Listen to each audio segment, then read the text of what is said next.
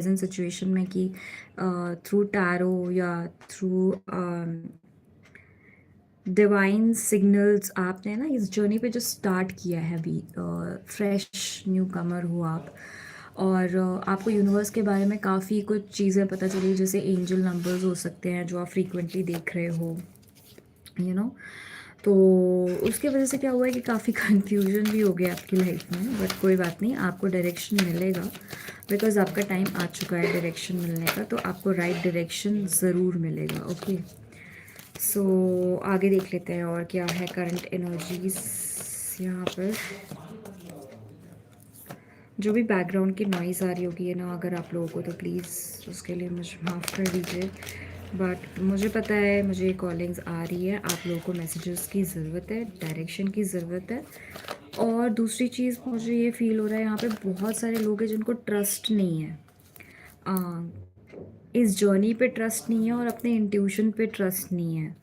सो ये दो चीज़ों पे तो आपको बहुत स्ट्रांगली वर्क करने की ज़रूरत है। आपके एंजल्स के मैसेजेस है ये। हो सकता है आपको मेरी किसी बात का बुरा लगे, लेकिन ये एक रियलाइजेशन पॉइंट है जहाँ पर आपको डिवाइन की गाइडेंस लेनी होगी और आपको अपने इंट्यूशंस को फॉलो करना होगा। ठीक है, स्टक नहीं रहना होगा, रुके नहीं रहना होगा। और बहुत सारे हिंट्स की ज़रूरत नहीं है ना।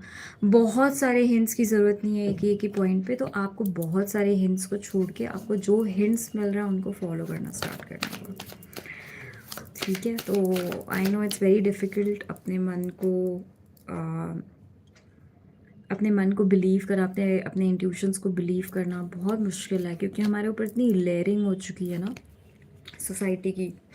सो हम अपने इंट्यूशंस को बिल्कुल फॉलो नहीं करना चाहते और हम बोझ तले दबे हुए हैं, हमारी रिस्पॉन्सिबिलिटीज़ के ऊपर हम दबे हुए हैं और हमको लगता है कि यार कैसे करेंगे हम ये चीज़ें पॉसिबल नहीं है। और उसमें आ जाता है I don't have time, I don't have money, I don't have stability of my mind. फिर इस तरीके की चीज़ें हम लोग सोचने लगते हैं और हम अपने आप को वो ऑफ़र नहीं प्रोवाइड कर पाते हैं जो एक्चुअली हमें करना चाहिए, एक हील्ड ऑफ़र।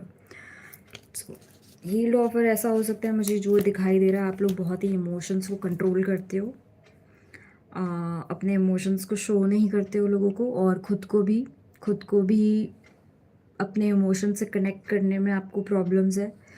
कई बार ऐसा होता है कि आपको एक थॉट आता है और फिर वो 1 सेकेंड में गायब हो जाता है एंड आप उस पर एक्शन भी नहीं ले पाते हो।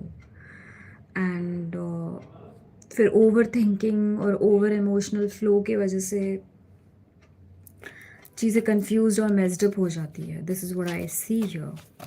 ओके, सो या और क्या जानने की ज़रूरत है आपको?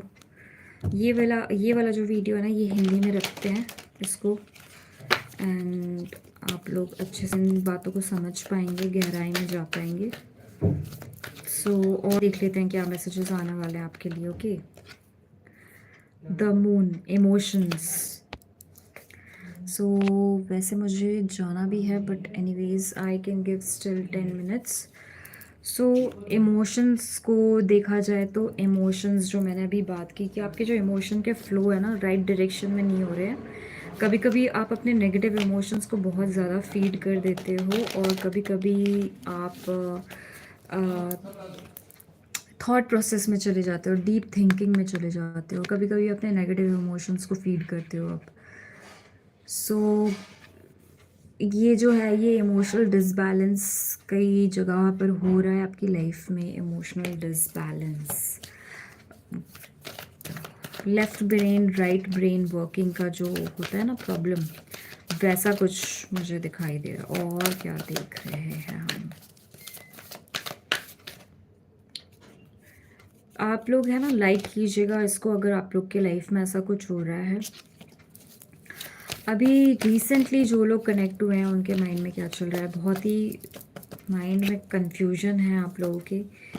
कुछ लोग तो ये भी यहाँ पे दिख रहा है, मुझे सोचते हैं कि यार ये बंदी कर क्या रही है, व्हाट्स हैपनिंग।